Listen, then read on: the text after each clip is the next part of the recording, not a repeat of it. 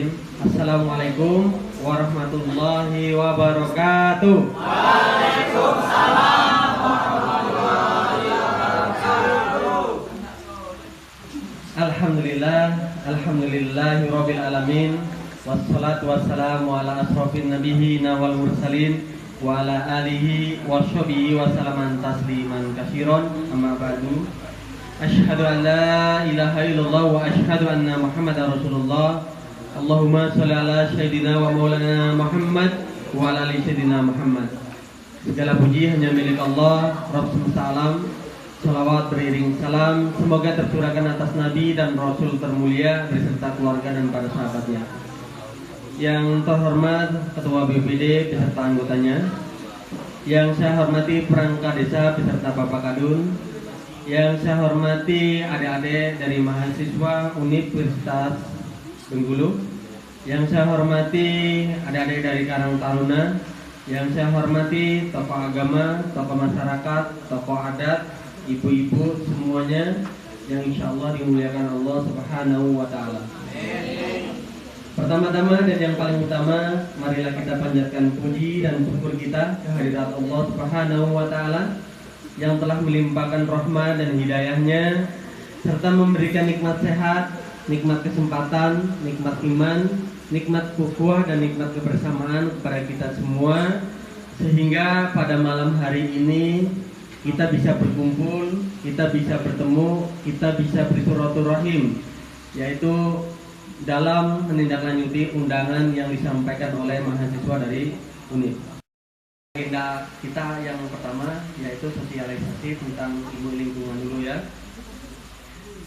Dan saya ucapkan juga terima kasih sebesar-besarnya kepada masyarakat yang telah berkenan hadir memenuhi undangan ini. Mudah-mudahan minta tolong ilmu yang nanti dibagikan oleh adik-adik mahasiswa ini, walaupun katanya tadi adik-adik mahasiswa ini baru turun ke desa. Nah, kebetulan desa yang pertama adalah desa Sri Kuncoro. Jadi kalau mereka ada kesalahan, ada kekurangan atau grogi, harap maklum. Karena memang menghadapi orang yang belum kita kenal atau menghadapi masyarakat banyak itu kadang-kadang ya grogi ya, terus ngedonnya ya, ngeblank juga. Jadi mohon dimaklumi, jangan jadi bahan tertawa ya.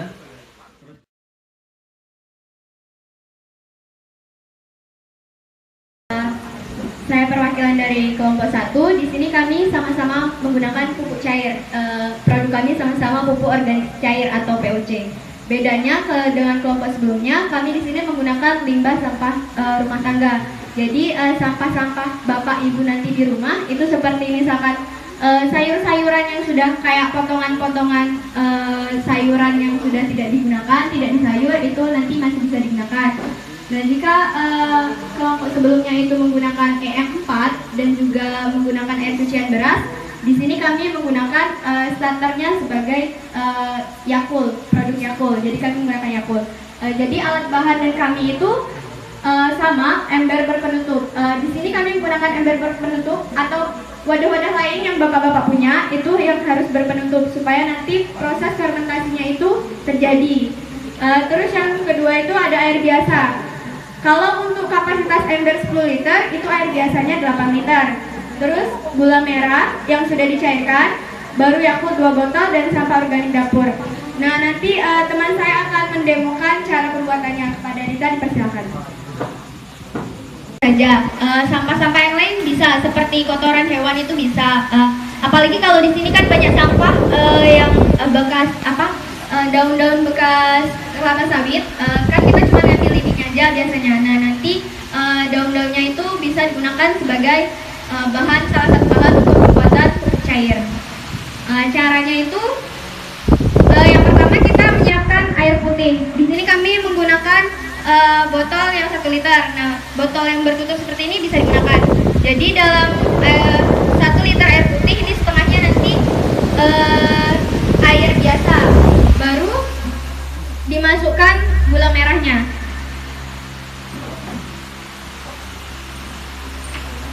Sampai sekitar nanti 3/4 dari botol yang 1 liter.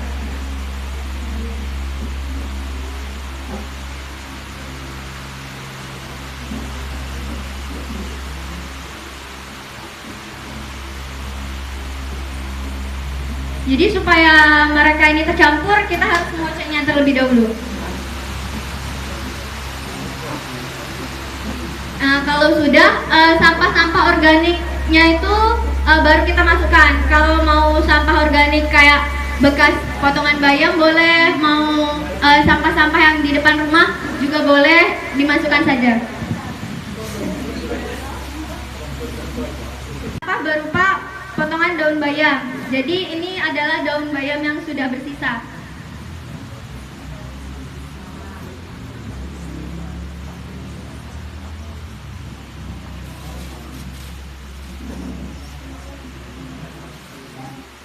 Jadi kita itu semakin besar potongannya itu nanti prosesnya semakin lama. Jadi sebaiknya kalau kita mau bikin, kita alangkah lebih baiknya dia di blender terlebih dahulu biar lebih halus sebenarnya. Tetapi kalau mau potongannya kecil-kecil saja itu juga diperbolehkan.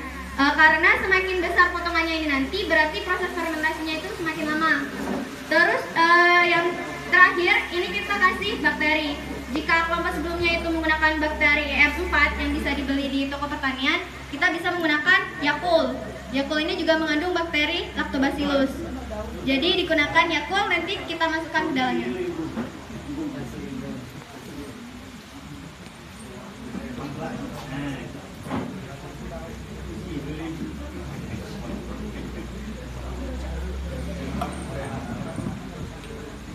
Nah, kalau sudah kita kocok terlebih dahulu supaya dia tercampur rata, baru nanti kita fermentasikan. Kita diamkan saja selama kurang lebih 2 minggu. Nah, nanti selama 2 minggu itu ada seperti 5 hari atau 6 hari sekali itu kita buka supaya udaranya nanti ketika kita buka terakhir itu nggak meletup karena dia banyak gasnya. Jadi kita buka sesekali untuk mengeluarkan gas yang ada di dalam. Nah, nanti setelah 2 minggu, indikasi kalau pupuk cair kita ini berhasil nanti adalah baunya seperti tape. Karena ini adalah proses fermentasi, jadi dia menghasilkan alkohol, makanya dia nanti berbau seperti tape. Terus untuk penggunaannya, jadi penggunaan untuk pupuk cair seperti ini, pupuk cair yang telah kita buat nanti itu kita encerkan terlebih dahulu. Jadi untuk takaran encernya itu untuk 250 ml pupuk cair itu diencerkan dengan 1 liter air. Nah, nanti Bapak Ibu bisa langsung memberikan ke tanamannya dengan cara dikocor maupun ditaruh di tank semprot untuk disemprotkan. Jadi kira-kira kelebihan dan kekurangan produk pupuk cair ini, kelebihannya harga pupuknya lebih murah karena kan kita nggak perlu yang beli bahan-bahan yang terlalu mahal. Mungkin kita hanya perlu gula merah atau Yakult. Yakult juga hanya 2.000 untuk 1 botol. Terus bahan-bahannya juga mudah didapatkan. Terus yang kedua itu mampu menjaga dan merawat kesuburan tanah. Karena kan pupuk ini tidak menggunakan bahan kimia yang lain. Seperti kalau misalkan kita pakai pestisida itu banyak sekali bahan kimianya. Terus memberi manfaat untuk kesehatan dan mengandung nutrisi yang lengkap untuk tanaman.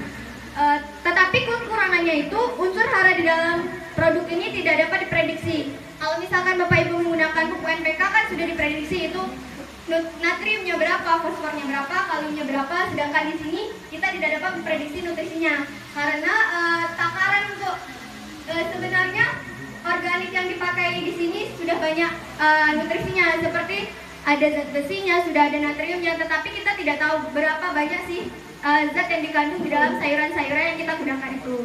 Terus jika pupuk organik ini diberikan masih mentah, maka bahan organiknya akan diserang oleh mikroba sehingga unsur haranya tanaman jadi berkurang. Jadi kalau misalkan pupuk yang kita gunakan ini umurnya baru seminggu, proses fermentasinya belum selesai gitu, tapi udah kita gunakan ke tanaman. Nah, itu malah nantinya bikin tanaman itu terserang mikroba karena kan seharusnya mikrobanya yang kita gunakan itu sudah selesai melakukan proses fermentasi, namun karena dia masih mengandung banyak unsur organik yang belum terfermentasi dengan sempurna, maka mikroba lain malah bisa datang dan menyerang tanaman.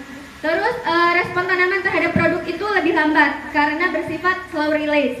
Jadi maksudnya respon tanaman itu lebih lambat karena kan ini organik, jadi tidak dapat ditentukan dosisnya. Jadi respon tanaman itu akan lambat. Jadi misalkan kalau kita mau tanaman itu suburnya cepat. Pupuk ini bisa dilakukan terus menerus, jadi tidak bisa langsung sekali taruh langsung tanamannya subur. Sekian itu dari kelompok kami akhiri. Wassalamualaikum warahmatullahi wabarakatuh. Waalaikumsalam warahmatullahi wabarakatuh.